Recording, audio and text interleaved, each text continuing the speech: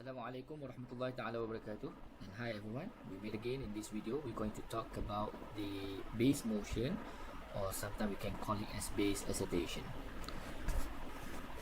Okay, if let's say we have a systems which experiencing the base motion, or the systems being excited from the base.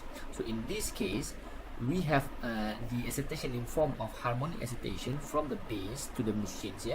In this case, for example, you drive a car on the rough roads, or maybe you have a machine lies on the resilience foundation or resilience skids, where the foundation or the skids give the harmonic force to the machines. Okay, so in this case, for example, in this diagram A, if you have a machine or if you have a car, and then you have a base motion or base excitation through the suspensions, which is we have K and C over here. Okay, and then if we represent this system in terms of free body diagrams, okay, so this is our free body, so this is our free body, so this is our free body diagram. Okay, and if we represent it as a free body diagram, so hopefully you know how to draw this free body diagram, and then we can derive the equation of motion, so we can derive the equation of motion for these systems in terms of base motion. From the base motion we can derive this. Let's say we took the summation of forces is equal to MA, and positive direction is upward, so we know that we have the minus K x minus y minus c x dot minus y dot will be going to will equal to m x double dot. Okay, and if we rearrange this equation, we should have this one, m x double dot plus c x dot plus kx is equal to k multiplied by y, in this case k multiplied by y plus c multiplied by y dot. Okay, so what is y and y dot in this case? So if you look at this diagram, we have y is equal to y, the amplitude of y in terms of displacement in this case, sine omega t, and y dot, if you differentiate this equation, you should have y omega cosine omega t. So let's represent it in the equation. So we should have it here as k multiplied by y sine omega t plus c multiplied by y omega cosine omega t. Okay, so this is a cosine function. This is a cosine function. Alright, so if you still remember, for a simple harmonic motion, if you have these two type of harmonic motion, sine and cosine, we can combine it together to make it as one representation. Okay, so we can combine it, these two, as A. Okay, we use sine function here, or you can use cosine function, it's up to you. Okay, sine omega t, we can use plus or minus, it's up to you. So let's say in this case we use a similar as rho used it as minus, we can use as plus. We can use as plus, so minus alpha, the angle difference between this one, the angle difference between this one and this one, the phase angle, as this one. But we have to define what is A, what is alpha in this case. Okay, in my e-notes, I use positive here, I use plus here, but in this presentation I use negative. We should get the same answer. Okay, alright, so what is A, what is alpha here? Okay, alright, so first let's look at the what we call it as vector diagram. If let's say we look at the vector diagram, so let's look at the vector diagram. So we have the ky over here, and we have the cy, which is ky always 90 degree with cy, and we have the resultant over here. Okay, right, sorry. Okay, so that is so let's see. Okay, that is correct. So this is 90 degree. Okay, so this is your A here, and this is your C omega y, and this is your ky. So what is your alpha? This is your alpha here.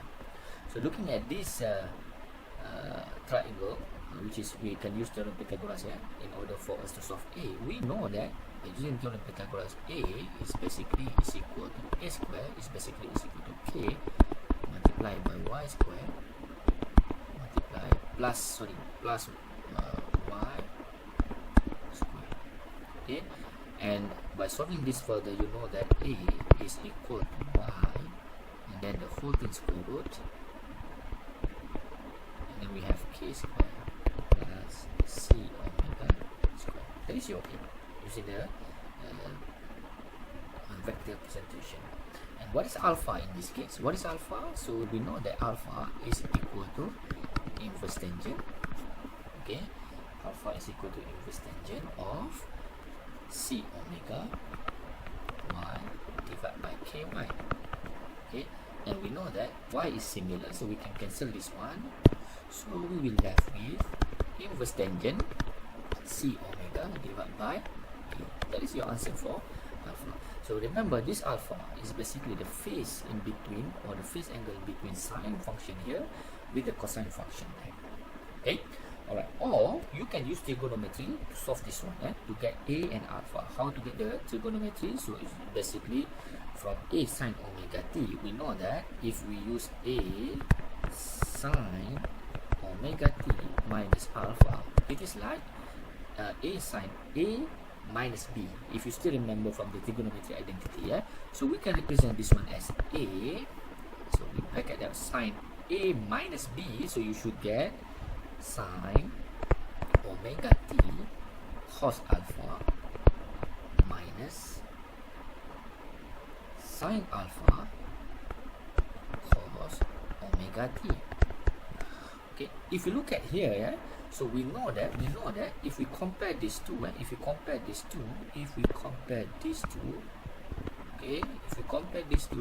we know that in our case, we know that a cos alpha is basically equal to k multiplied by y. Okay, and then a sine alpha minus, since you have minus over here, so that's minus that, is basically equal to c omega multiplied by y. So let's mark it as equation A and this one as equation B.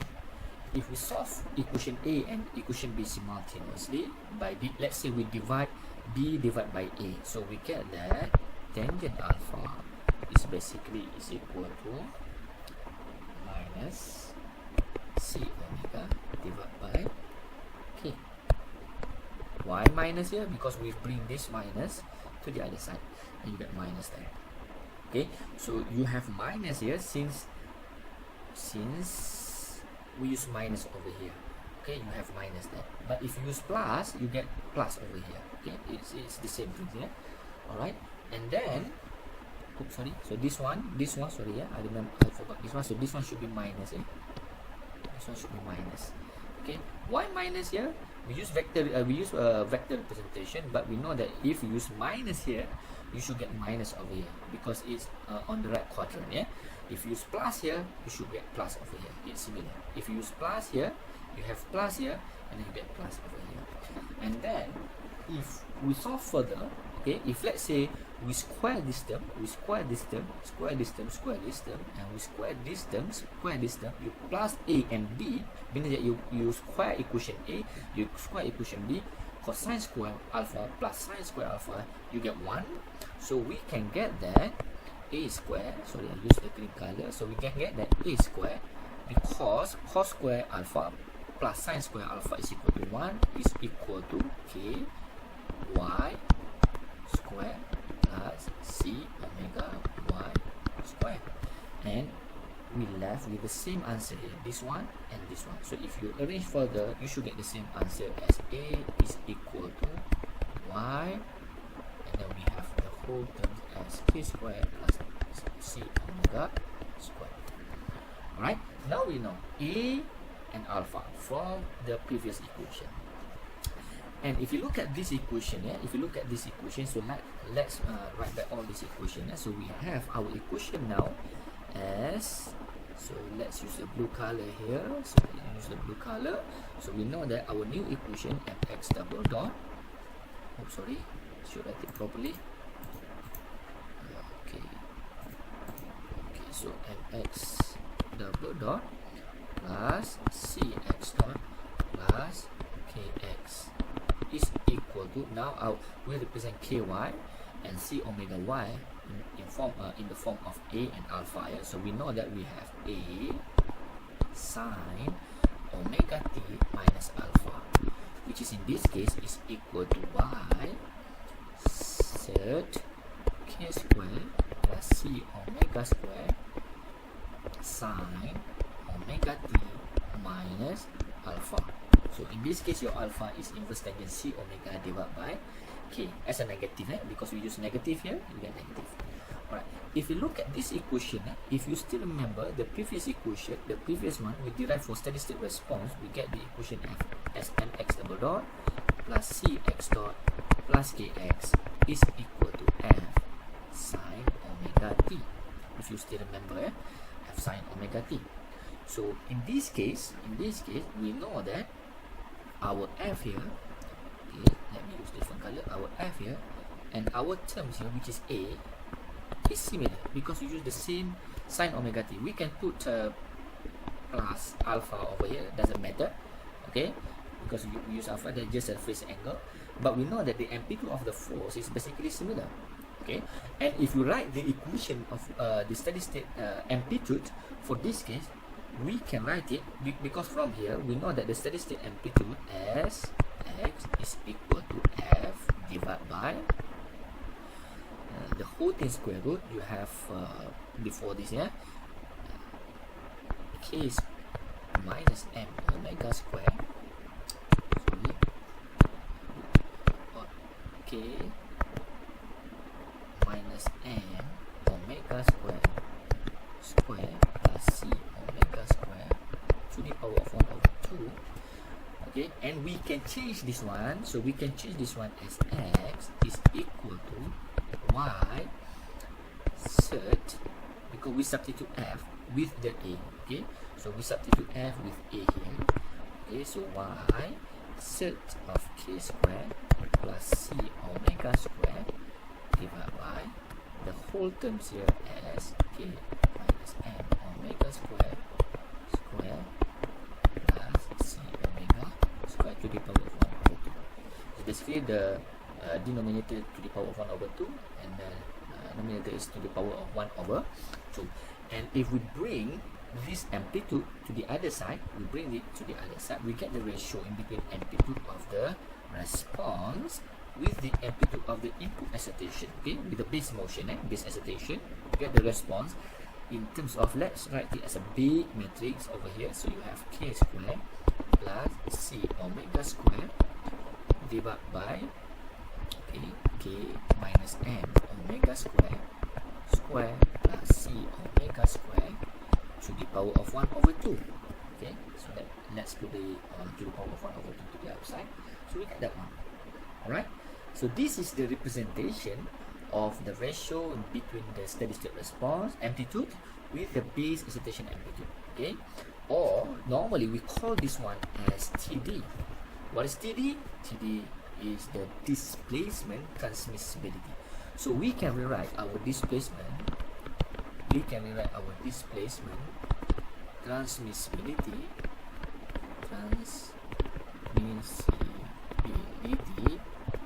which is TD in this case, in the form of x over y, or we can write it in the form of, so let's rearrange our terms and we divide it by k, so you get 1 plus 2 zeta r.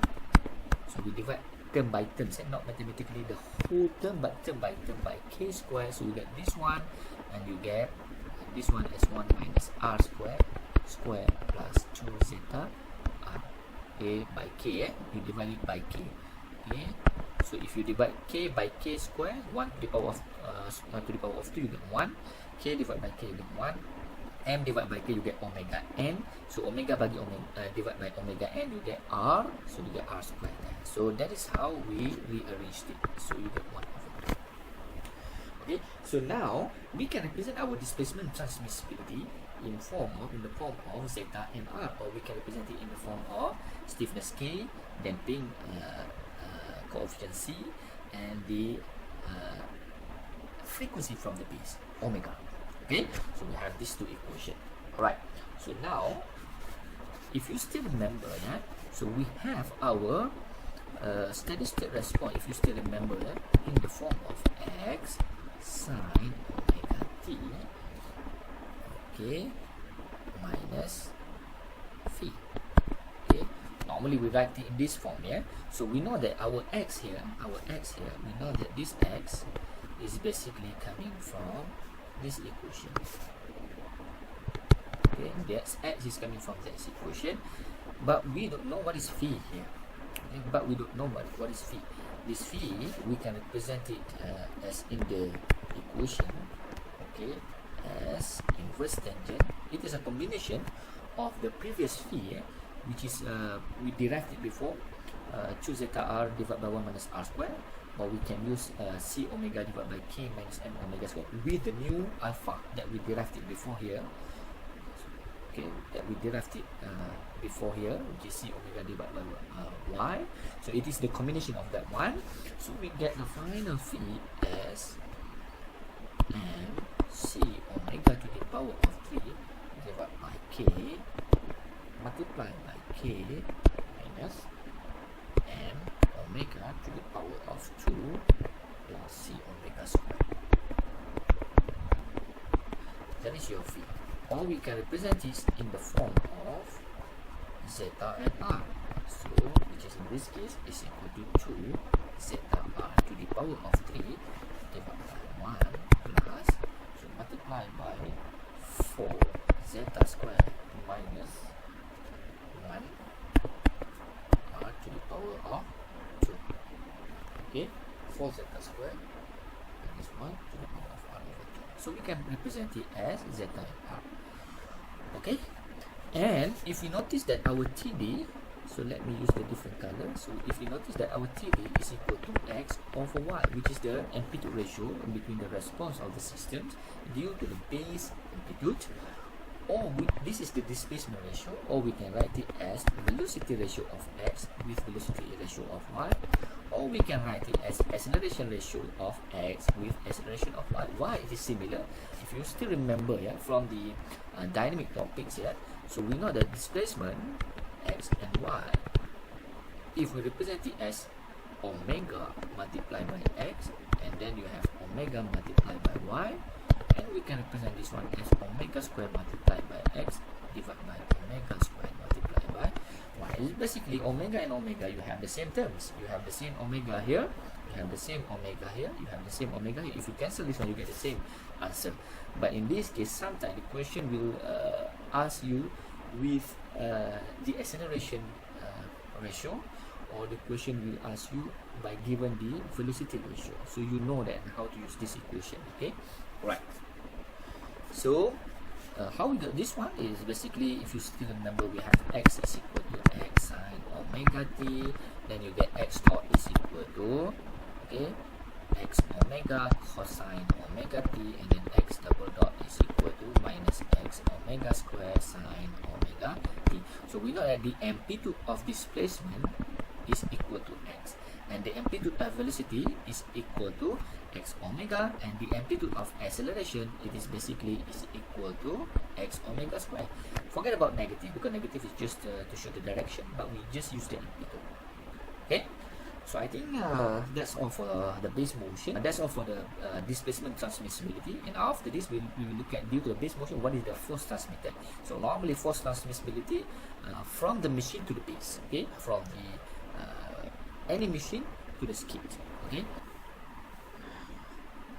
Okay, so let's talk about the force transmissibility. Yeah? So we derive the force transmissibility from the displacement transmissibility. Yeah? So what is force transmissibility? So we try to know how much is the force transmitted from the machine to the base. So it's basically the reverse or direction of the force from the machine to the support, the resilient support. Yeah? If you have a force exerted certain forces through a spring or through damper, and we try to understand what is the effect or the amount of force transmitted to the base. Okay, so that is why we want to look at this particular derivation. Okay, so if we know that, so let's derive it. If we know that the force transmitted is basically is equal to MA. So force transmitted from a mass, from a body or from a machine is basically is equal to MA. But in this case, it is the opposite force, which is in the opposite direction. So we know that it is in the negative direction from the effective motion of the body. So from the body, if let's say the body moving upwards, so the opposite force through the base is basically negative. Okay, and if we represent this one, it is basically is equal to M. So let's use the coordinate as X. So we have X double dot. Okay, and we know that our X is in this case is basically is equal to minus omega square X sine omega t. We derived it before. Okay, from the machine. Okay, X is basically from the machine, Y is from the base. Okay, we know it is coming from the machine. So it is equal to minus omega square X sine omega t. And we cancel these minus terms and these minus terms there. We know that our final equation here should be equal to M omega square X sine omega t. Okay, that is our force transmitted from the machine to the base. Okay, so this is basically, if we still remember, this is can be represented as force, which is F sine omega t. That is the magnitude of the force. So in this case, the magnitude of the force, we can write it as is equal to, let's write it as M omega square X. That is the magnitude of the force. And from the displacement transmissibility, we know that. So let's X is basically X divided by Y is equal to TD. And substituting that the red color equation into the black color equation here, so we know that our new equation here should be omega square Y dot TD. Okay, by substituting into the X term then.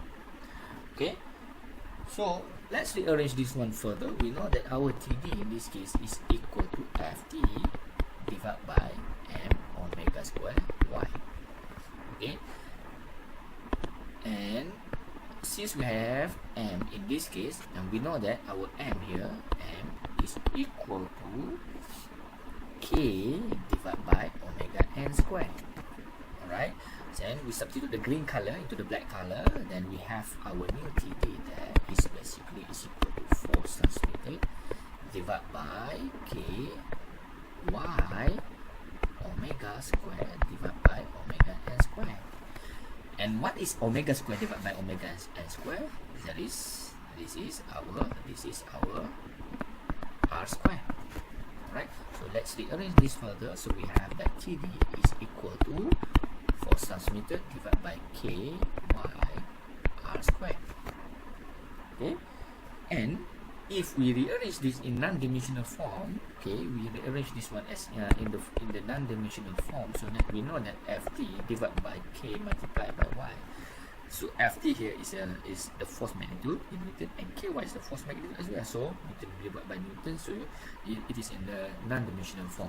So this is basically is equal to R square dot TD. Okay, so what is R square dot TD? We know that is R square dot. So if we take back all the whole equation for TD, we know that it is equal to 1 plus 2 zeta square. We use the zeta and R representation here. 1 minus R square plus 2 zeta R square. So this is in the form of square root everything. Okay, so this is what we call it as our